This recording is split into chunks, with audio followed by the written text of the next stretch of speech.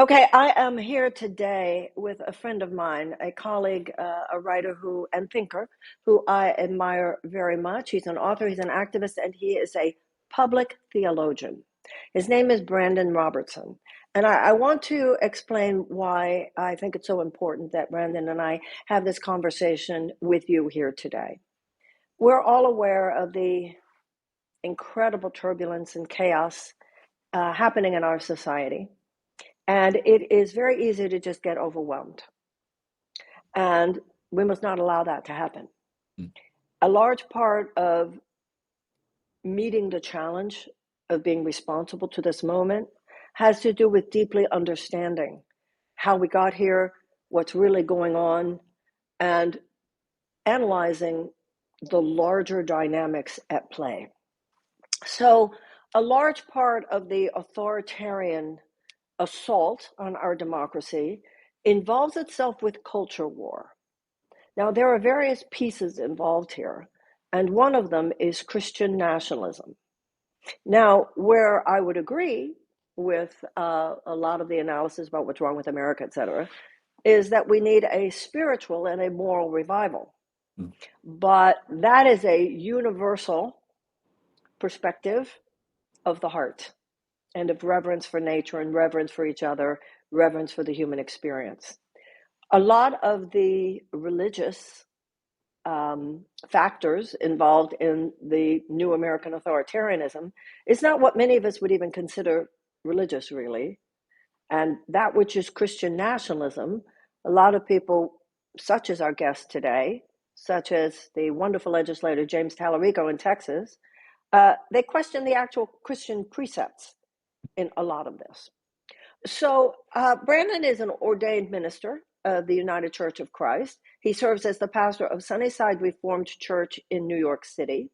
And his forthcoming book is Queer and Christian. That comes out on May 27th. His website is brandanrobertson.com. So, Brandon, let's just Yeah.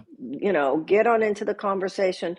First of all, since your new book is called Queer and Christian, since so much of your work has had to do with the gay community and Christianity, why don't we start there? What's your story? How does that ministry emerge in terms of your life experience? And then let's move on to the larger problem, which is the narrowness of this movement, which is not just cut out queer people, but really cuts out anybody but them. So Wow. let's begin with your own story. Yeah, thank you again so much. And I so appreciate your work and witness in this space in this moment. But I grew up like so many folks in my generation. I didn't grow up in a religious household, but I ended up going to a fundamentalist Baptist church with my neighbors as a 12-year-old. And it was in that environment that I had what at the time I understood to be an encounter with God that changed my life. I grew up around a lot of abuse, alcoholism, drug use. And so I was already dealing with mental health issues. And when I encountered God through this conservative church, my life changed. And within a few months, I felt a distinct sense of calling that I wanted to give my life to proclaim this truth that had transformed my young soul. But what I didn't know was that I was embedding myself in a movement which I think has some spiritual truth, but was actually more politically motivated. I quickly found myself hearing from the pulpit messages about being gay is a sin, but not only that, that it was undermining American democracy and that these pillars that our country was built on are Christian pillars, and anyone who didn't support our conservative values was bringing about the degradation of America.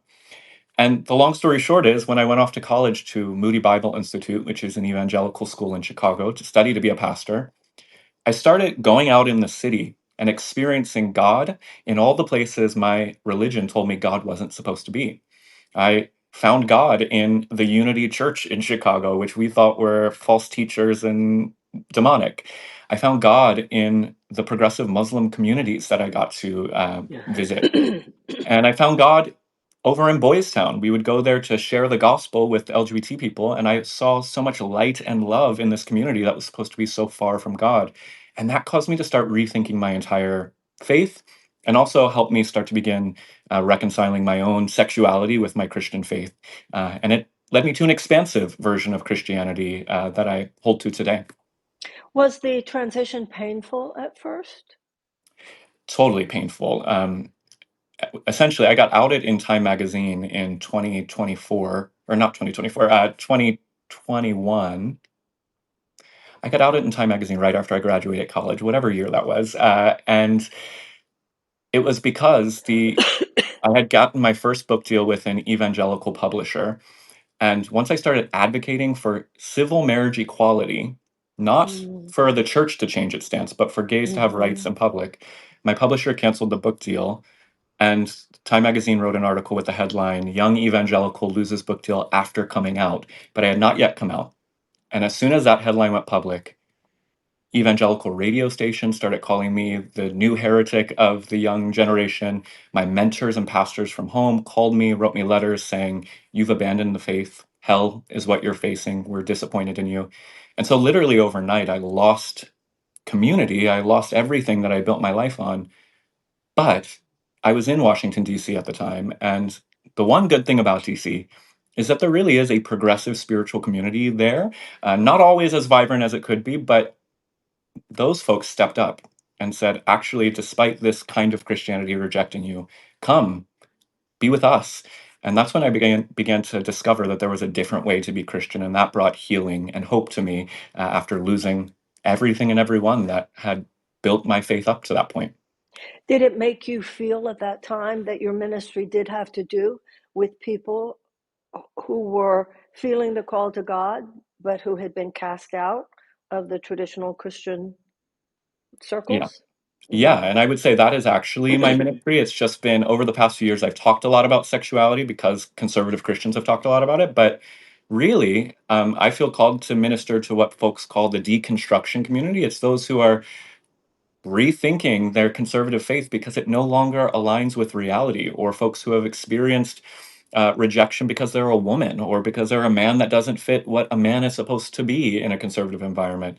And so it's this broad community of people who conservative Christian theology didn't have room for, that are beginning to heal and try to discover a better way to be like Jesus in our modern world. You know, it's interesting that you mentioned that. When my book, The Mystic Jesus, came out, I did quite a few podcasts with the deconstructionist movement. Brian Recker, is that his Mhm. name? Yeah. I think he's fantastic, and I think it's important for audiences like ours to understand what the deconstructionist movement is. I saw it very much misrepresented in something recently. The deconstructionists are very cool. They are progressive thinkers. They are progressive politically. They are progressive religiously and spiritually. Am I correct? Yeah. Okay. So you want to say a little bit more about deconstruction? It's just so that people will understand, because I think that's Yeah. important that people understand all the pieces Totally. here. This is language. There's been like different labels every 10 years for this kind of community. It used to be called the emergent church movement back in the early 2000s. But really, it is people who deconstruct, meaning because conservative Christianity is such a rigid theology, if you pull one brick out of the theological Uh-huh. wall, the whole thing crumbles. Mm-hmm. And so that's what we call deconstruction. It's like, well, maybe the Bible isn't accurate on everything. Well, then maybe Jesus isn't exactly who my conservative church taught me he was. Maybe gays can be welcome, and the whole thing begins to unravel.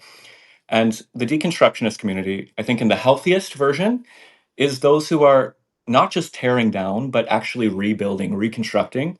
I think the critique that you could give to some in the deconstruction community, and I was there for a while, I think this happens in any transition, is some folks get stuck in the pattern of spending their energy critiquing rather than healing and building forward.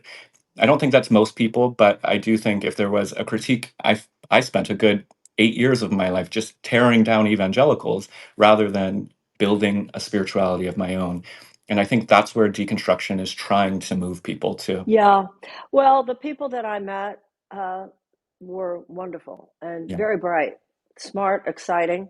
And of course, as a student and teacher of A Course in Miracles, the idea of a broader, of course, in the Course, it is not specifically related to Christianity at all. It has to do with universal spiritual themes. You and I, of course, have talked about the need at this point. And I think for those listening, this is important, not only in terms of our need, our own souls needing it, not only in terms of the world in which we live needing it, but also if you're gonna you're gonna really counter some of the stuff that's going on today, You Yeah. need to kind of understand the conversation, right? Yeah. So I think this is really good, and I think a mistake that people on the left have made and too often continue to make is this poo-pooing of anything that has to do with religion or spirituality. You can't counter the autocratic assault on our country today without having some understanding of how all that fits in. Totally. So before we move into that and what Christian nationalism represents politically, I do want to mention to everyone, queer Christian, reclaiming the Bible, our faith, and our place at the table. You know, one of the things you want to remember about Brandan Robertson is he is a Christian pastor. So in this book, whereas I talk about universal spiritual themes, he actually talks about biblical passages and really deconstructs the homophobia that has infused itself into a lot of the conservative Christianity. And what else would you like to say about this book specifically before we move on? Yeah. I mean, to tie into actually what you were saying before, this book, I know it sounds from the cover that it's just about LGBT issues, but it's actually a critique of progressives in some ways for conceding the Bible, conceding Christianity to the conservative. In the same way that we're going to talk about with nationalism, too many people in the LGBT community are happy to say, screw the Bible, screw Christianity. But the fact is, the Bible is still the most powerful, influential book in the world. It's going to remain that way for generations to come. Countries around the world still use the Bible to justify legislation. And if we don't know how to wrest the Bible from the hands of those who are using it as a weapon and use the liberating parts of the scripture for our benefit, we're conceding millions of people to oppression. We're conceding millions of LGBT people who are sitting in conservative churches and only hearing that there's one way to understand the Bible to thinking that they can't be gay and Christian. And when it comes to nationalism, if we don't know how to talk about the Bible and understand what the Bible really says, then when Donald Trump stands up and holds his Bible upside down outside of the church in Lafayette Park and quotes some verse out of context, progressives don't have any way to speak back to that. And all of America, the majority of America that still identifies as Christian, thinks, why would I align with these godless liberals when actually so much of progressive politics and progressive ideas are actually deeply rooted in spirituality and spiritual principles? Well, this is why I think you're such an important voice, Brandon. And the idea that any group of people is left out, the idea that any group of people is left out of of our religious perspective, is left out of our hearts, is un-American. Yeah, Because the whole idea of the freedom of religion, which is so basic, First Amendment, so basic to anything that we think of as exceptional in America, is the idea that it doesn't matter what your religion or even if you choose to worship. mm, That's foundational. That's the richness of America. And as Martin Luther King said, a threat to justice anywhere is or injustice anywhere, he said, is a threat to justice everywhere. yeah, So I think whether it's queer people, whether it's Jewish people, whether it's Hindu people, whether it's Black people, anytime any group of people, oh no, they don't belong. That's not true Christianity, and that's yeah, not true. Really, it's not true to any religious principle, and it's not certainly true to the American ideal. You know, one of the things that's come up recently with the Doge thing that the president actually mentioned in his speech in some snarky, inaccurate way. And people have talked about, oh, why are we supporting gay stuff in some African country? Like, oh, what a ridiculous expenditure of taxpayer money. I think a lot of people might not understand that in countries like Uganda, gay people are thrown off the top of a top building. Yeah, of a building. That's how Hamas treats gay people. yeah, Um, those terrorist organizations all over the world. So when the United States shows up in any part of the world, such as those, to be in support of queer people, to me, that's a very righteous use. That's peace building. That's peace creation. That's yeah, the kind of light that America should be shining. yeah. So anything else you want to say specific? Because I want to get right back into this. I want to go Right. deep into the Christian nationalism thing that I want people to understand. But I Yeah. want you to talk about this book in any way that you want before we do that. Yeah, the last thing I'll just say about the book is again, it's written not just for queer people, but for all people who are interested in learning how to take the biblical text and take Christianity and actually make it into an expansive faith. That's what I mean by queer, actually. And I define queer in the opening chapter as, yes, talking about LGBT people, but also in the way that Bell Hooks talks about queer, which is as a nonconformist disposition in the world, saying, I'm not going to conform to what society says I need to think like or believe like or show up like. It's an invitation to see Christianity and what I believe Jesus actually wanted to teach us, which is to be our true selves and to create a world where people in our truest selves, beyond all of our masks, beyond all of the ego, can show up. And that's the world that he called the kingdom of God, the world that we can all thrive in. And so if you're a queer person, I hope you'll read it because it does address us in many Well, places. I But read also, it, and I'm not queer, and I loved it, yeah, and yeah, I felt what you just said. It spoke to me. Did you know Belle, by the way? I did not know. I did. I did. Yeah. Amazing. Yeah, she was a friend. I used to say to her, how come if you say it, it's considered like spiritual? And if I say it, people like make fun. She said, girlfriend, I don't know. There must be just some. I love it. But we quoted each other, and she was beautiful. And then all of a sudden she was gone. I hadn't heard she was sick, or Wow. God bless her. Well, she has, Yes, I think she has as much of an influence right now as she ever did. she does. Okay, now let's move into the issue of Christian nationalism, because I think that talk about deconstruction, we have to deconstruct what is this authoritarian assault. I have spoken for years about what the people on the left that we were creating that made us vulnerable to authoritarian, dictator, neo-fascist, whatever you want to call it, assault, that clearly we're in the middle of right now.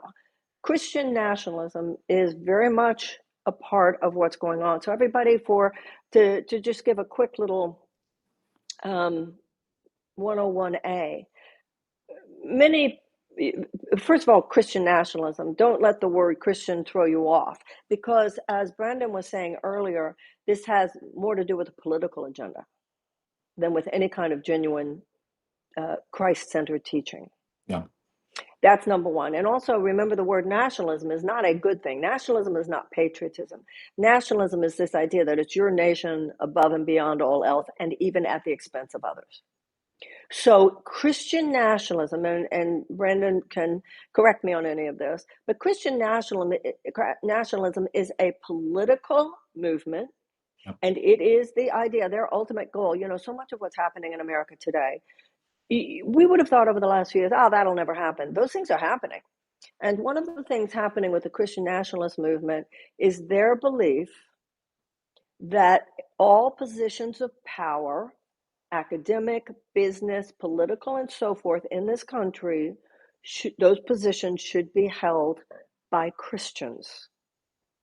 The Speaker of the House of Texas, for instance, is a Jew. And he was told by one of the Christian legislators, you are illegitimate in that position. Mm. You do not legitimately hold that position because you are Jewish, you are not Christian. So, foundational to American democracy is freedom of religion, and the idea that in this country you are looked at societally and you are looked at politically and legally is equal regardless of your religion. And also remember, the freedom of religion as the founders perceived it was not just about the fact that you could practice any religious faith you wanted, but also if you chose not to. Mm. Now, just even in practical terms, let's talk about that for a moment. The separation of church and state, and those phrases aren't used, but this is extremely important. You are not going to have in Congress, let's say, in Washington, D.C., you are not going to have the doors open and a priest, minister, rabbi, imam, or anything like that, no religious figure, such as the Ayatollah, the role that the Ayatollah plays in a country like Iran.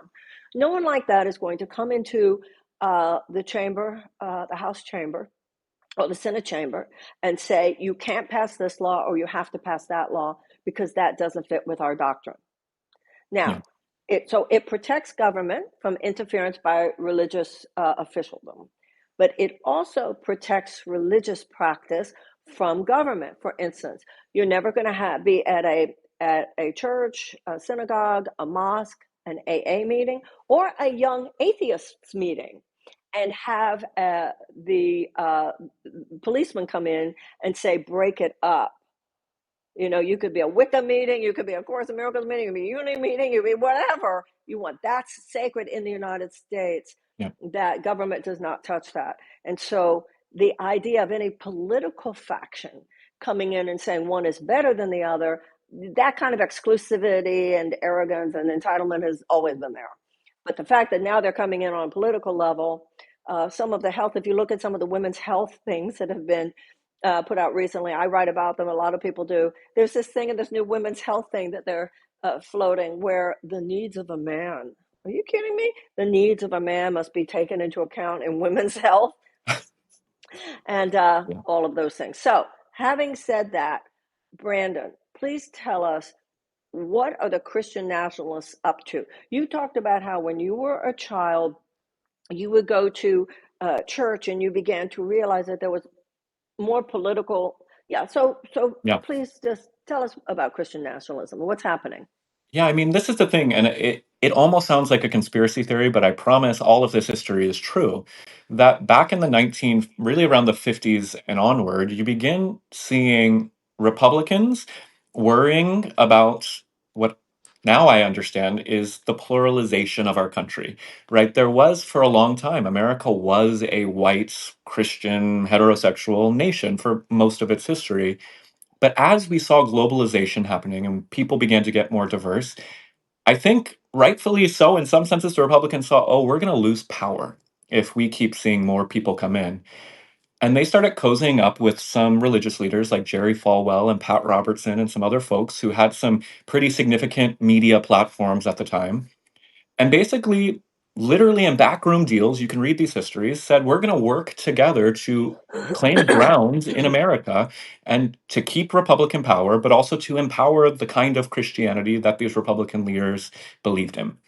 And so, really, from the 1950s, 60s, 70s onward, there's been this slow building of this Christian nationalist movement, which, by the way, as you said, is fundamentally an unchristian. Jesus has summed up all of the Bible in love your neighbor as yourself. You cannot love your neighbor as yourself if you're kicking out your neighbor because they're from a different country, or if you are saying somebody can't hold a position in office because they're a different religion.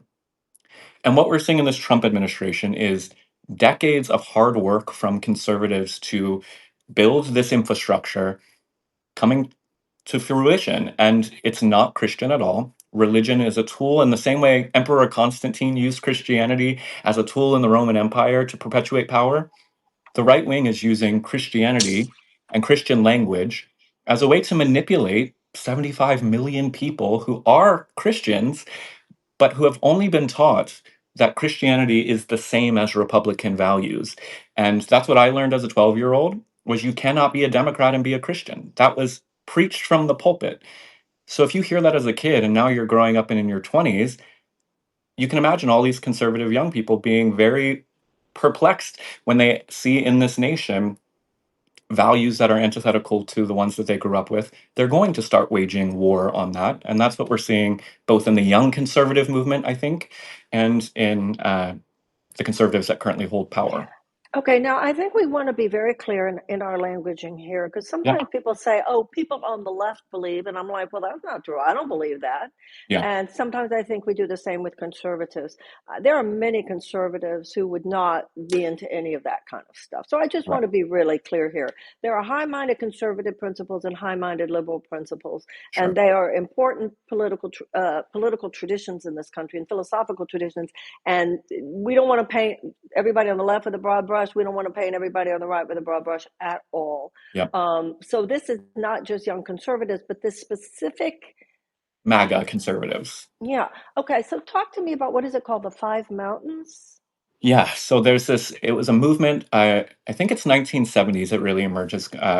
It's called, I think, the Seven Mountain Movement, actually. And it was people like Francis Schaeffer, who was one of these evangelical intellectuals of that time. He was actually like an artist who had a residency in the Alps, and he would bring people there to learn his conservative Christianity. And essentially, the conservatives divided our society into seven mountains. I'm not going to be able to name them all, but you did start naming them earlier, like education, like Business, culture. the academy, Yep, politics, right? Yeah. I'm gonna have to, hey, Lauren, are you here? Could you come here for a moment, please? I'm gonna ask her because I think Yeah. it's important. Yeah, so go on. Yeah. So they divided it into Hold five on to one seven. second. Lauren, would you please open up the computer and Google Seven Mountains Christian Nationalism? And would you bring it here so that I can look also? Yeah, all right, so go on. And yes, Yeah. And so essentially, they divided culture into these seven mountains and said, we are going to systemically seek to conquer these mountains. That is how we win this culture back to Christ. So that is the language that they used. And that's a manipulation of Jesus's great commission to go into the world and teach the gospel. And again, this movement was smart. They have systemically worked and put themselves in positions to influence each one of these mountains. Um, I think it's called the Seven Mountain Mandate, if you're yeah, Google. the Seven Mountain Mandate, that's exactly what it is. Um, and I'm looking right now. Yes, please go on. Yeah.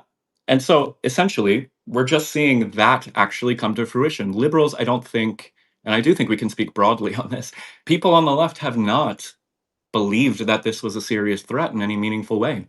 And yet, in the past decade, we have seen that conservative, far right conservatives, Christian nationalist conservatives, really have gained influence in the media. They've gained influence in the academy. They've built their own media and academic structures that we laughed at.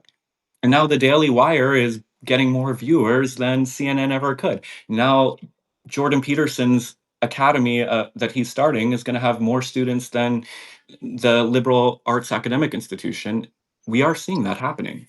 It says here the movement is believed to its followers to have begun in 1975 with a purported message from God delivered to evangelicals, ordering them to invade the seven spheres of society identified as family, religion, education, media, entertainment, business, and government. The idea was not seriously considered until 2000. The movement was generally supportive of the presidency of Donald Trump, with member Paula White becoming Trump's spiritual advisor.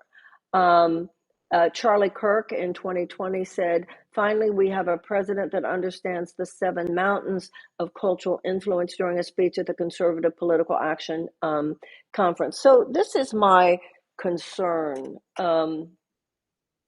Because, you know, some people would say, oh, Marianne, you're a catastrophizer. But I see so many things that, yeah, what will be their next step? I mean, if they're pulling people off the street who are Latin men with tattoos, right? Every Latin man with tattoo is at risk. Now we're not talking about Christian conservatism here. We're just talking about the Trump administration and Yeah, ICE raid. Who, if they're not safe, nobody's going to be safe.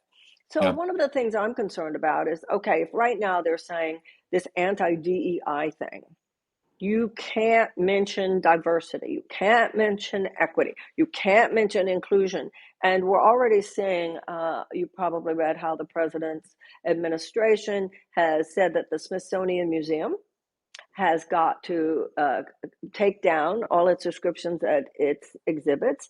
And J.D. Vance will be in charge of a commission that oversees the basically the revising of American history and the revising of all of our cultural narratives so that it fits with America's the America First agenda.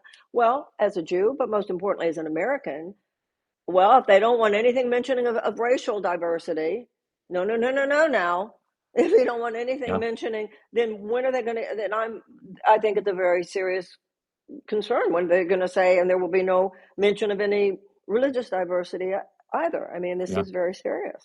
Yeah, it is. And I mean, again, what's really fascinating, and this is kind of an aside, but the conservative movement that birthed the Seven Mountain Mandate is also the conservative movement that preached this apocalyptic end times theology that Mm-hmm. said that Christians were going to be duped in the end times by a leader that raised up and claimed Christian principles and was actually deceiving them and bringing about destruction. It's not lost on us in the deconstruction community that that is precisely where so many American Christians have ended up these days. And it's I do empathize because when you're in it, the fear that they stoke is real. Most of America that's supporting Donald Trump is really afraid. maybe they don't need to be but they don't have access to the media and the information that we might have access to. And so these conservative evangelicals really do believe that there is a spiritual war taking place, Yeah. that the left really represents Satan. And if you believe that, then it makes sense that they would be reacting in such radical ways. And this is why it's so important to have a progressive religious left that can speak an alternative message that gives hope, but quells the fear that people have. That's where you come in. That's why I think you're so important. Let's go back a little bit. For the first time in its history, the U.S. ambassador to Israel is not Mm. a Jew, but rather a Christian nationalist, former Arkansas Governor Huckabee. He's a Christian nationalist. So he was not appointed by Trump to please the Jews. The Jews know that the U.S. ambassador part is whatever. He did it to please the Christian nationalists. And of course, their apocalyptic vision has to do with war in the Middle East. That's why the right wing Israelis and the Christian national, that Mm. gang, Yeah, cozies up to each other. Although any Jew who thinks that their intent is really respectful towards Jews is totally kidding themselves. yeah, But many people talked about when George Bush was president, the whole issue of Iraq. When people would say these people are playing with fire, and of course that's true as well with what's going on in the Middle East today. These people are playing with fire. The Christian nationalist types would say, "Great, bring it on," yeah. because is that correct? Am I correct there? Yeah, I was part of John Hagee's Christians United for Israel for about a decade. And I'll tell you, Mike Huckabee's goal is this. His goal is to see Israel regain the Temple Mount so that the third temple can be built. Because once the third temple is built, Jesus will come back and all the Jews will probably face eternal hell, but the Christians will go to heaven. And I know that sounds crazy, but that is what Christian nationalists in this apocalyptic version of Christianity teaches. And that is the most incendiary thing you can do right now is to try to touch Temple Mount, which is the most debated piece of real estate in the world. So it's not about caring for the Jews, You but I, sounded a little. You sounded a little bit like Jared Kushner here. Uh, for Jews and Muslims, that stuff's way more than real estate. yeah, yeah, it is. Yeah, way more than real estate. And of course, being in Jerusalem and seeing the wall and seeing the mount, it's when you go there. I remember the first time I was there. I'd always heard the phrase "the Holy Land," but when you are there, Mm, wow, this is a holy land. And to see the Temple Mount, to see where, yeah, because the same place, right, where yeah, Muhammad arose. I mean, all three religious traditions, where yeah, Jesus walked the temple for the Jews, and where Muhammad arose and came. It's extraordinary. yeah, The Course in Miracles says the holiest spot on earth is where an ancient hatred has become a present love.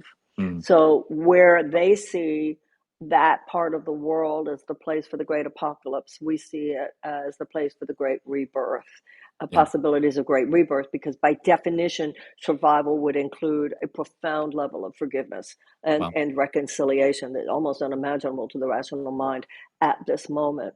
yeah, Everything that you've described here, I think, would make it clear to anyone how badly we need the kind of progressive, not only spiritual vision that many of us are involved in, but specifically progressive Christian vision that you yourself are involved in. And I see you as a leading voice. What are your plans? What do you think has to happen? And how can people who are listening right now? I know you've got a website, Brandan Robertson, and everybody, that's Brandan with an A, BRANDAN Robertson.com. yeah. But what do we need to do? Those of us who find a lot of what you've described as very concerning, I think the issue is we need to develop the kind of alternative, genuine spiritual perspective, make Yeah. it more culturally. It's interesting because I don't understand it. Like when I was growing up, even during the Vietnam War protests, the theologian from Yale, Williams Sloane Coffin, Yeah. was a leader of the movement. The Catholic priest, the Berrigan brothers, and of course it was Bobby Kennedy who said that everything happening was a threat to the soul of America, a contest for the soul of America. And of course, Martin Luther King was a Baptist preacher. So when I was growing up, the left was associated with a serious moral vision. Yeah. And then after like the 70s, that it became such a secular movement and has been caught so flat-footed. How are you going to fix that, Brandon? Tell us what we truly, how do you see things proceeding from here as we seek to regenerate and revitalize Yeah. the American spirit? Yeah, I mean, on one hand, the bad news is I think most of us who believe this have given up on the institutions actually coming along in any meaningful way. There's been a progressive religious voice in the DNC for decades, and they never seem to actually push the kind of progressive vision rooted in a moral vision that we want. But what we are seeing are progressive organizations and coalitions and media networks and churches coming together. And I think the left's number one problem that separates us from the right is that we silo way quicker than the right does. Absolutely. And I want to see the unity churches and the United Church of Christ and the Presbyterians and the liberal mosque and the liberal synagogues coming together, because this, I do agree, Christianity plays a particular role and we should all become well versed in at least some of the language that the nationalists are using. But we need broad coalitions that cross these Yeah. interfaith divides. Yeah. And I think that means the one thing I've been telling everybody, if like I live in Queens, New York, in a smaller neighborhood in New York City, go to your local progressive church or your local progressive synagogue, even if it's not your religious tradition, because I promise you, those are places where community organizing is happening. And that's how we're going to build resistance and actually change culture. And that is how the right changed culture. They started in the local church, the local community. And so progressives, go to church. That's what I would say. And we can begin there.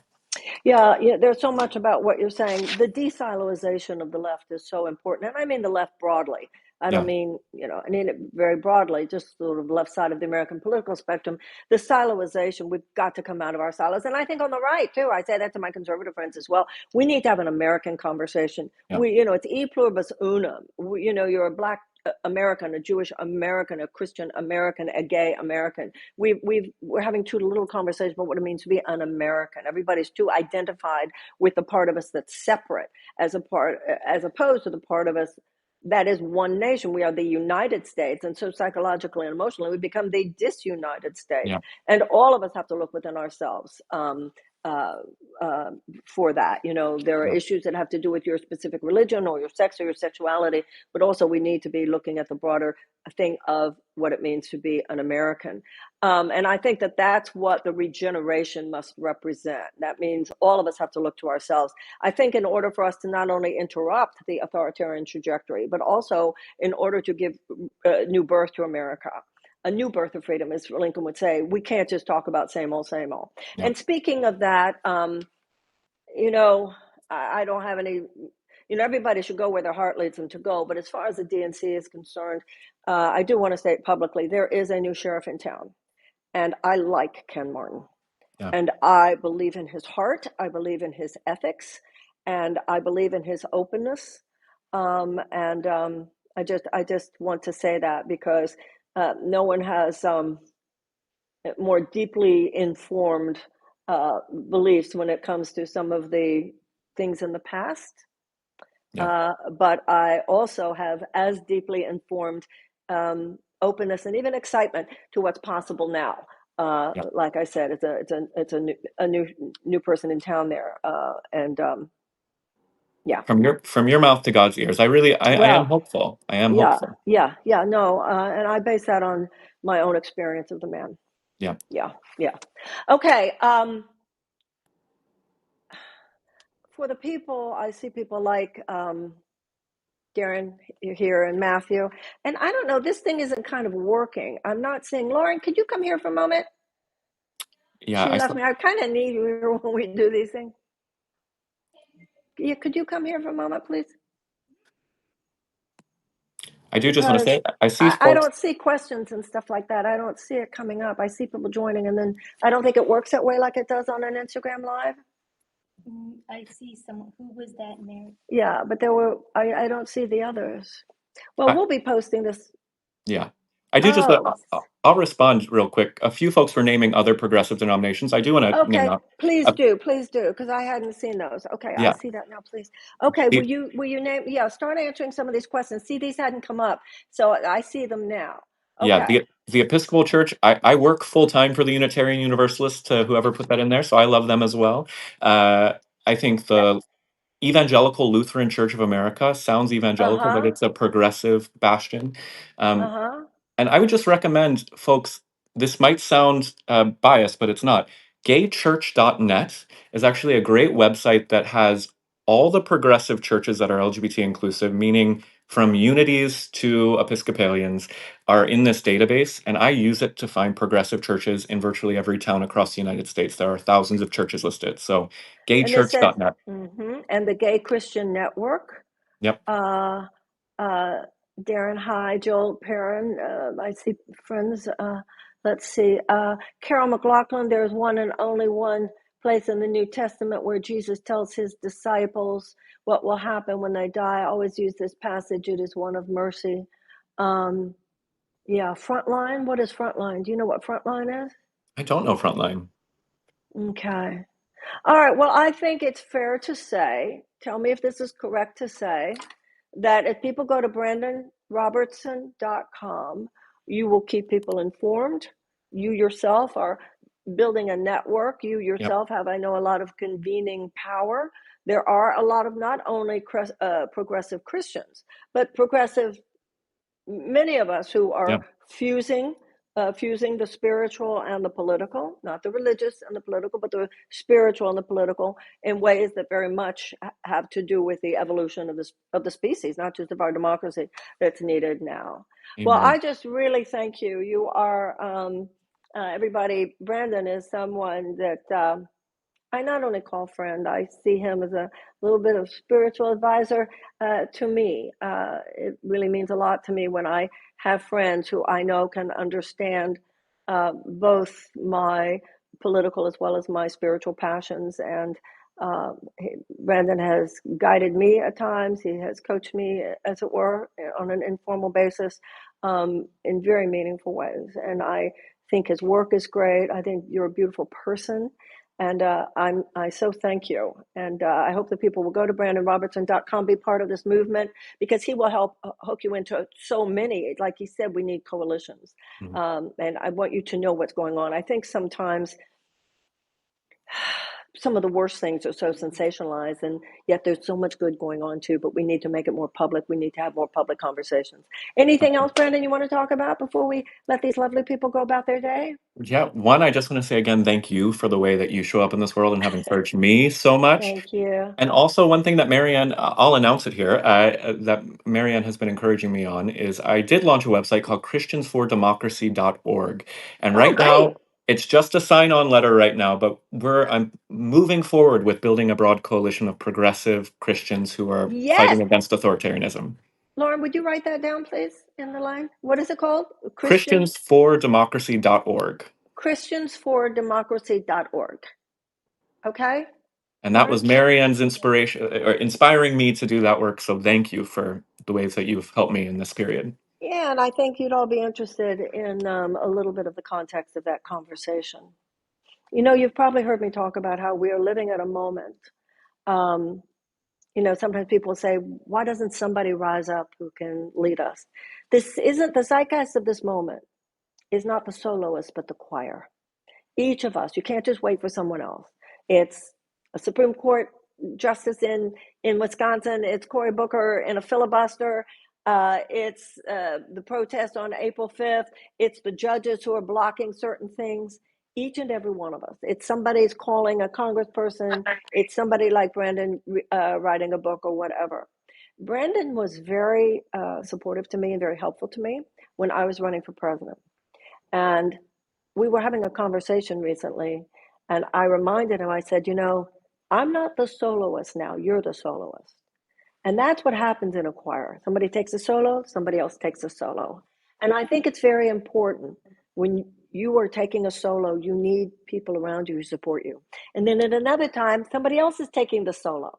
So always remember that it's not just about what you're doing when you were doing a solo, but that you are supporting others who are. Mm. So I think what you're trying to do right now, Brandon, I do very much support you. I see you as a leader. I want to help in any way I can. I can tell you some of the people who were on the call today are big thinkers and big activists and big hearts, and I hope you will get to meet some of them. And I think we did it for today. Remember, everyone, this book, Queer Christian Reclaiming the Bible, Our Faith and Our Place at the Table. And as Brandan said, this isn't just about LGBTQ plus. I'm neither gay nor Christian, and I got a lot from the book. Okay, Thank you much so love. much. Thank you, Brandan. Thank you. Much love, everybody. Have a beautiful day. Bye.